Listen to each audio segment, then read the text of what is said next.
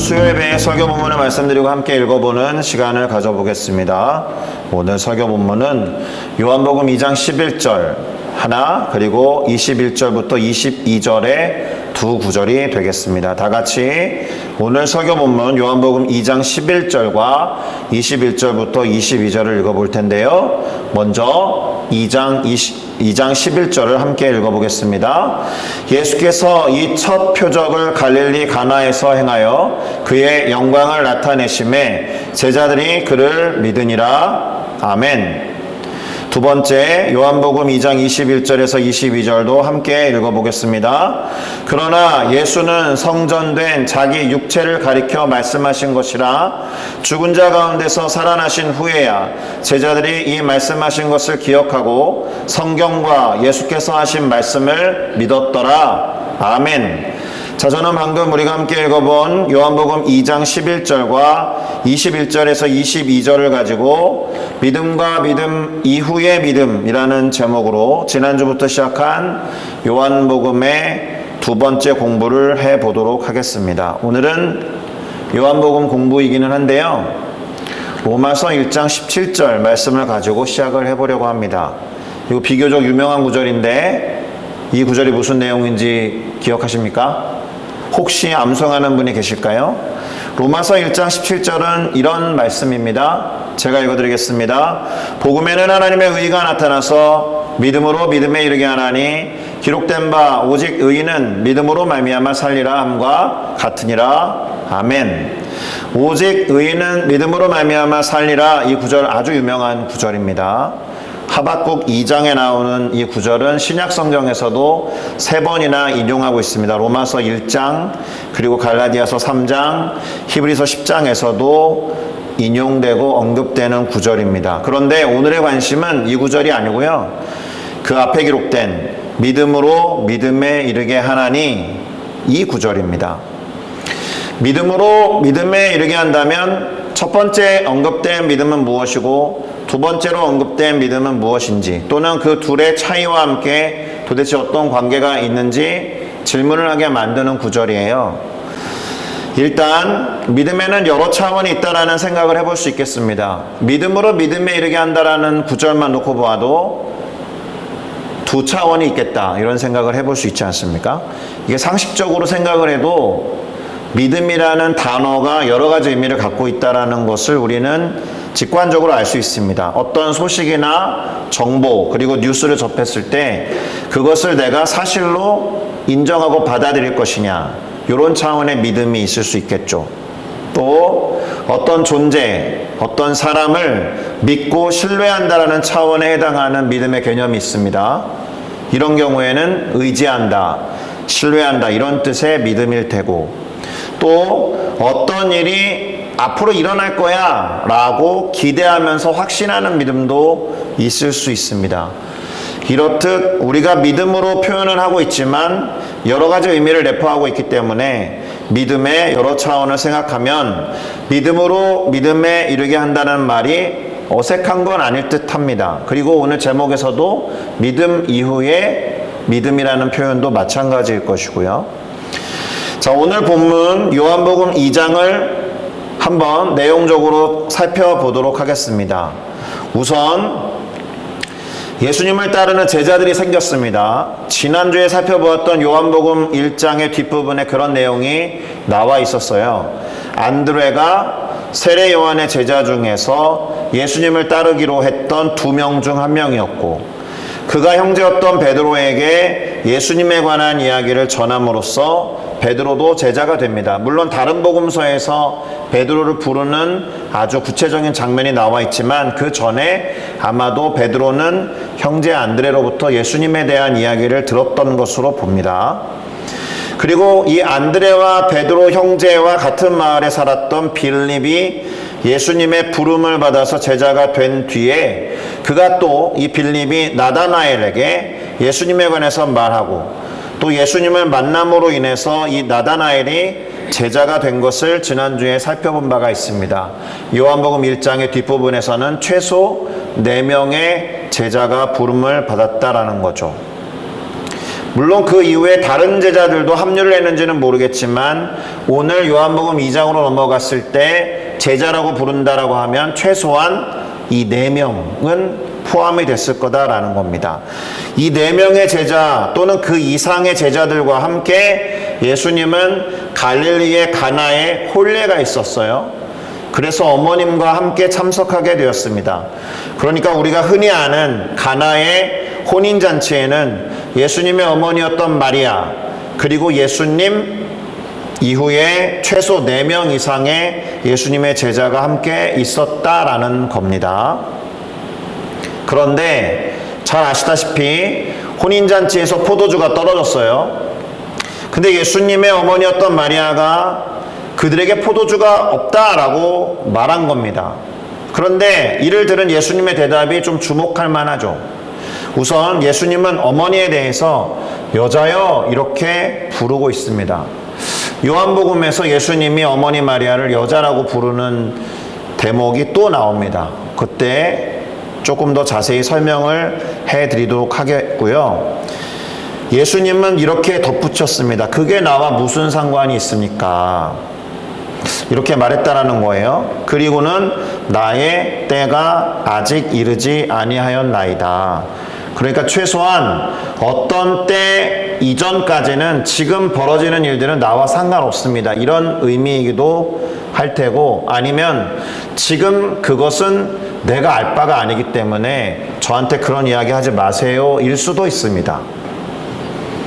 자, 그러면 예수님이 어머니 마리아에게 답하신 바에 따를 때 혼인잔치에 포도주가 떨어진 상황에서 예수님은 아무것도 하지 않을 것으로 예상할 수 있죠.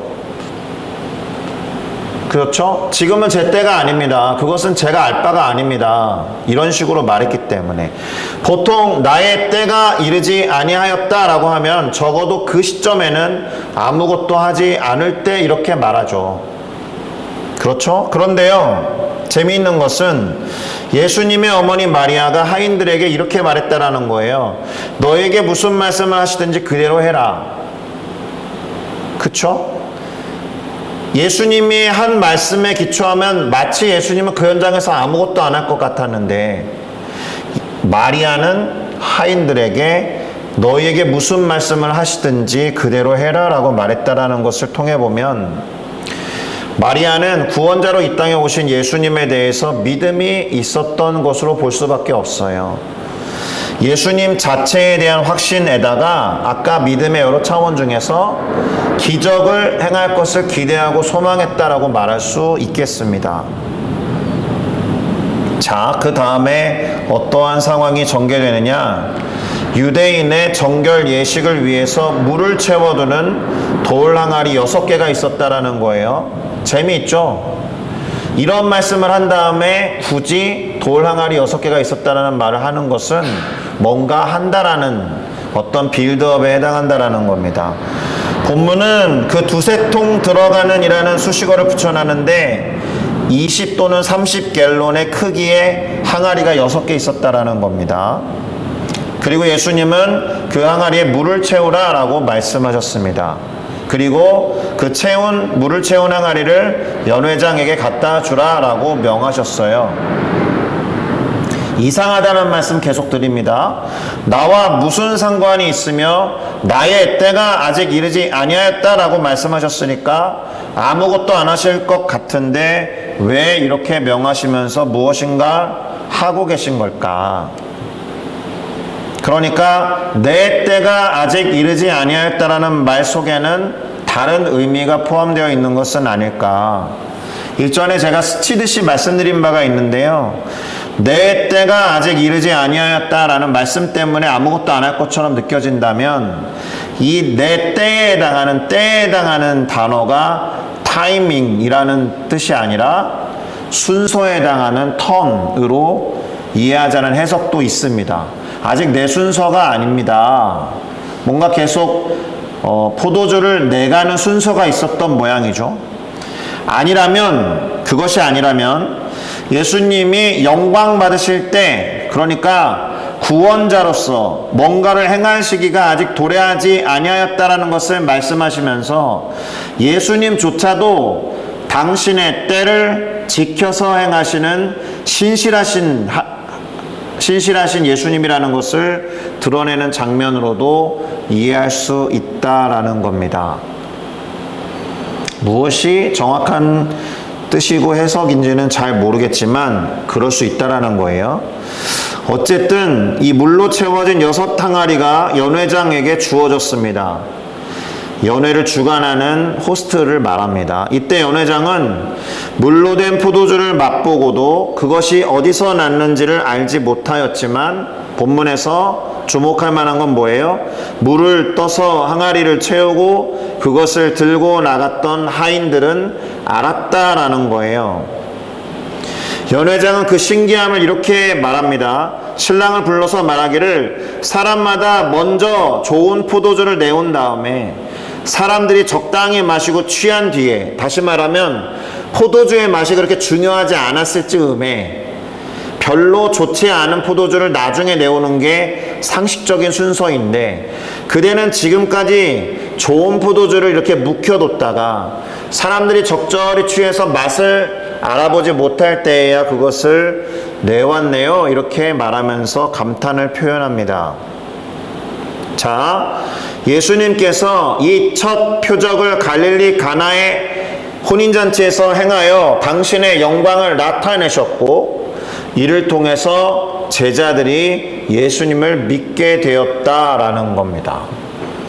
이미 예수님을 어느 정도 믿고 신뢰하기 때문에 따라 나선 제자들인데, 이 가나의 혼인잔치에서 이루어진 기적을 보고 예수님을 믿게 되었다라고 말합니다. 자, 일단 이 장면을 통해서 우리가 정리할 부분이 있는데요. 어떠한 사실을 접하고 그것을 아는 것으로는 충분하지 않다라는 것을 알아야 해요. 그 사실을 사실로 인정하고 받아들이면서 믿는 것이 중요하기는 한데, 아는 것만으로 그쳐서는 안 된다라는 겁니다. 예를 들면 나 예수라는 사람 알아 이렇게 말하는 것과 나 예수라는 분을 믿어 라고 말하는 것에는 엄청난 차이가 있다라는 거예요. 그 사실을 말하거나 그것을 행한 존재를 신뢰하면서 그분을 따르는 차원의 믿음이 있었다라는 것을 우리는 이해해야 한다라는 겁니다. 이것이 혼인잔치에서 물을 포도주로 바꾼 이가 예수님이다라는 것을 알았던 하인들하고요, 예수님을 믿으면서 따랐던 제자들의 차이인 겁니다. 하인들은 이 포도주가 어떻게 나왔는지 그 기적의 이유와 원인을 아는 사람들이었지만, 이 하인들이 예수님의 제자들처럼 예수님을 믿고 따랐다라는 기록은 없다라는 거예요. 물론 연회장처럼, 연회를 베풀었던 그 호스트처럼 포도주 자체가 어디에서 왔는지를 아예 모르는 사람도 있고, 그쵸? 그에 비할 때 하인들은 더 나은 수준의 알을 갖고 있는 사람들처럼 보이지만, 제자들처럼 예수님을 전적으로 신뢰하고 의지해서 따라 나선 사람들은 아니었다라는 겁니다. 이따가 이 가나의 혼인잔치에서 여러 가지 유형의 믿음을 발견하게 되는데 정리하면서 한 번 더 말씀드리도록 하겠습니다. 그런데 우리는 이런 생각을 해볼 필요가 있습니다. 예수님을 믿고 따르는 자들, 곧 제자들에게도 믿음을 흔드는 경험이 얼마든지 있을 수 있다는 겁니다. 제가 왜 이런 이야기를 지금 꺼내느냐 하면 그 다음에 이어지는 일화 때문에 그렇습니다. 그 이야기를 먼저 해보면서 믿음을 흔드는 경험에 대해서도 설명을 해드리도록 하겠습니다. 우선 갈릴리 지역에 계셨던 예수님이 유대인의 큰 명절이었던 유월절이 가까이 오자 예루살렘으로 올라갑니다. 유대인들의 습관이었습니다. 전통이었고 관습이었고 율법에 순종하는 일이었습니다. 예루살렘으로 올라가셨는데 무엇부터 하셨느냐? 성전을 정화하는 일을 하셨다라는 거예요.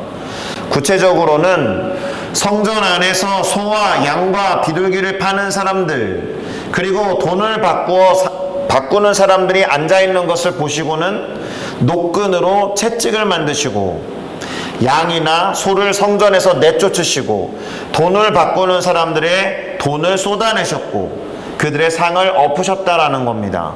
또 비둘기를 파는 이들에게 말씀하시기를 이것을 여기서 가지고 가라. 내 아버지의 집으로 장사하는 집을 만들지 말라라고 하셨습니다. 자, 이러한 모습을 본 제자들이 성경 구절 하나를 떠올려요. 시편 69편 9절인데요. 주의 전을 사모하는 열심히 나를 삼키리라. 이렇게 고백했던 다윗의 말을 생각한 겁니다. 다윗만큼 성전에 대해서 진심이었던 사람이 없는데 온통 관심이 성전에 가 있으니까 다른 영역들이 다 삼켜져 버릴 것이다 라는 비유의 표현과 같이 예수님이 다윗처럼 성전에 진심이셔서 이것저것 따지지도 않고 다 뒤집어 엎으셨네, 이렇게 표현한 겁니다. 자, 이러한 행동을 하는 예수님을 향해서 유대인들이 묻습니다. 네가 이런 일을 행하는 것을 보니, 네가 이런 일을 행하였으니 도대체 무슨 표적을 우리에게 보이려고 이렇게까지 하는 거냐? 왜 이렇게 행하느냐라는 질문 대신에 뭐라고 했다고요? 무슨 표적을 행하겠느냐라고 물었다라는 거예요. 어색하죠? 왜 이렇게 행하는 거야? 라고 하기 전에 도대체 무슨 표적을 보이려고, 그만큼 예수님의 행동이 파격적이었어요. 그렇다는 말은 확실한 신념과 확신이 있었으니까 이렇게 행동하는 거라면 네가 이렇게 행동한 확신의 표적을 대봐, 이렇게 물어본 거예요. 그렇지 않다면 신성모독과 종교법으로 처벌하여 죽일 수도 있기 때문에 그렇습니다. 자, 그래서 예수님이 뭐라고 하셨습니까? 내가 지금부터 보여줄 표적이 뭐라는 거예요? 이 성전 허물어라. 그러면 사흘 동안 다시 세워놓을게. 말도 안 되는 이야기를 하셨습니다. 그러니 황당해하던 유대인들이 이 성전은 무려 46년 동안이나 지었는데 네가 어떻게 3일 동안 일으키겠느냐라고 묻습니다. 참고로 이때의 성전은 세 번째 성전입니다. 솔로몬의 성전 말고, 그 다음에 바벨론으로 포로로 끌려갔다가 돌아와서 재건한 성전 말고, 헤롯이 아주 휘황찬란하게 새롭게 유대인들의 환심을 사기 위해서 꾸몄던 성전을 말합니다. 46년 동안 꾸몄다는 거죠. 자, 이 일과 관련된 다른 내용이 소개되어 있지는 않아요. 그리고 사도 요한은 다음과 같은 내용을 적어 놓았습니다. 뭐라고요? 그러나 예수는 성전으로서의 자신의 육체를 가리켜 말씀하신 거다라는 이야기예요. 요한은 이 내용을 기록할 때, 제가 첫 시간에 요한복음이 가장 늦게 기록됐다 그랬잖아요. 90년에서 95년 사이에 예수님이 승천하신 것까지 생각하면 60년 이후에 쓴 겁니다.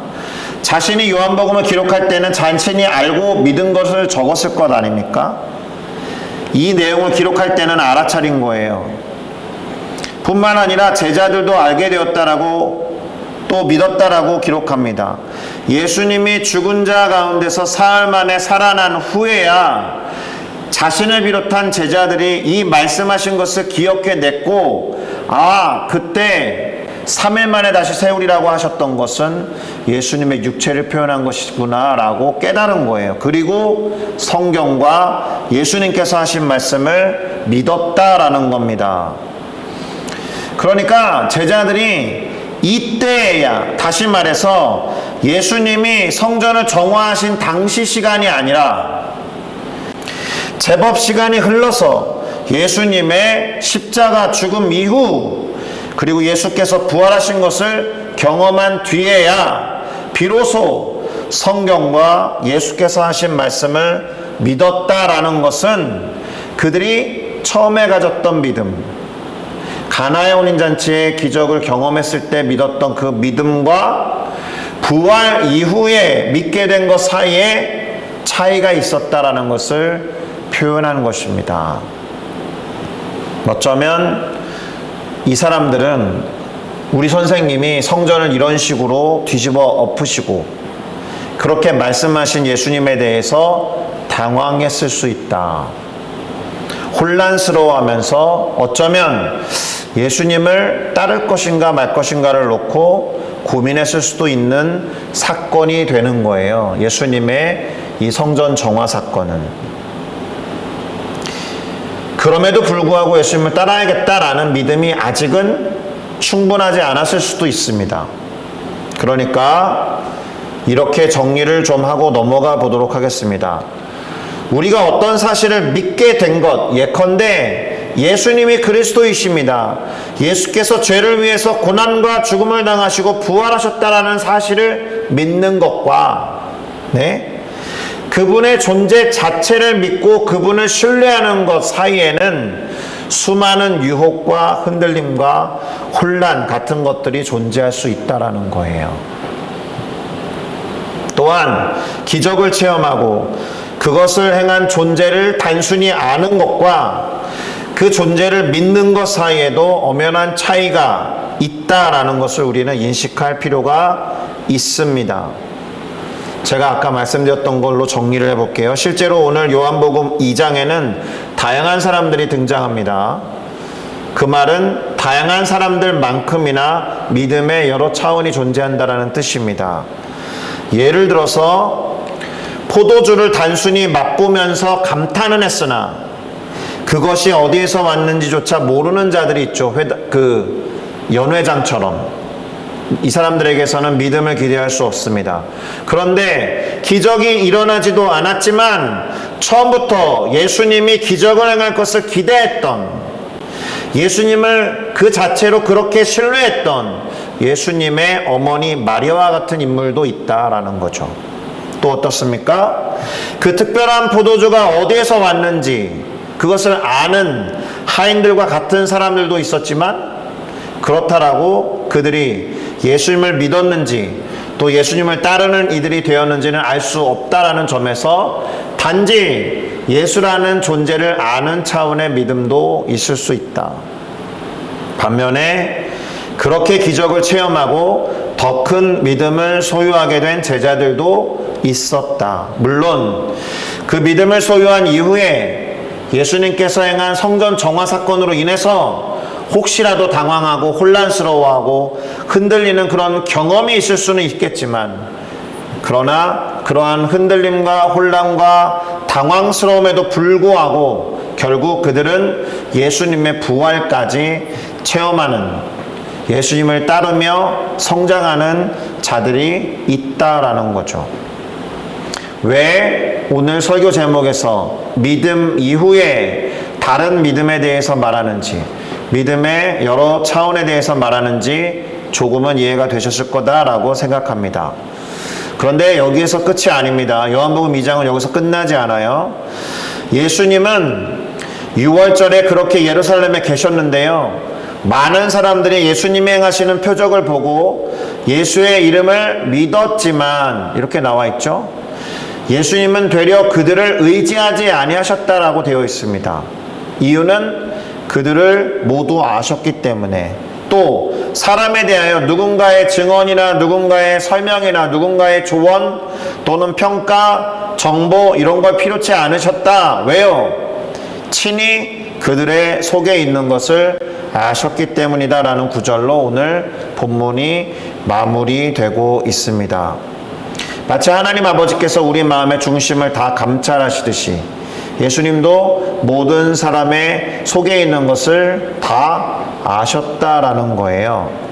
특별히 우리가 가진 믿음과 관련해서도 다 아시겠죠. 그것이 믿음인지, 믿음 이후의 믿음인지, 반대로 흔들림과 혼란 가운데 있는지, 의심하고 있는지, 부정하고 불신하고 있는지까지도 다 아신다라는 거예요. 그분에게 그렇기 때문에 믿음이 있는 척 할 수가 없죠. 그래서 심지어 삶을 던지면서 예수님을 믿으며 따라갔던 제자들에게 수차례나 뭐라고 하셨어요? 이 믿음 없는 자들아. 그러니까 예수님의 말 안에도 믿음의 여러 차원이 내포되어 있는 거예요. 자, 오늘 말씀을 정리해 보겠습니다. 우선 믿음에는 여러 차원이 있다라는 것을 알아야겠습니다. 그저 예수님을 구주로 믿는 것으로 그치지 않는다라는 거예요. 예수님을 의지하는 믿음으로 나아가야 하는 겁니다. 그리고 그러한 믿음의 여러 차원들 사이에는 경험이 존재할 수 있습니다. 때때로 그 경험이 믿음을 다른 차원의 믿음으로 강화시켜 나가기도 하지만 반대로 흔들거나 혼란스럽게 할 수도 있다라는 거예요.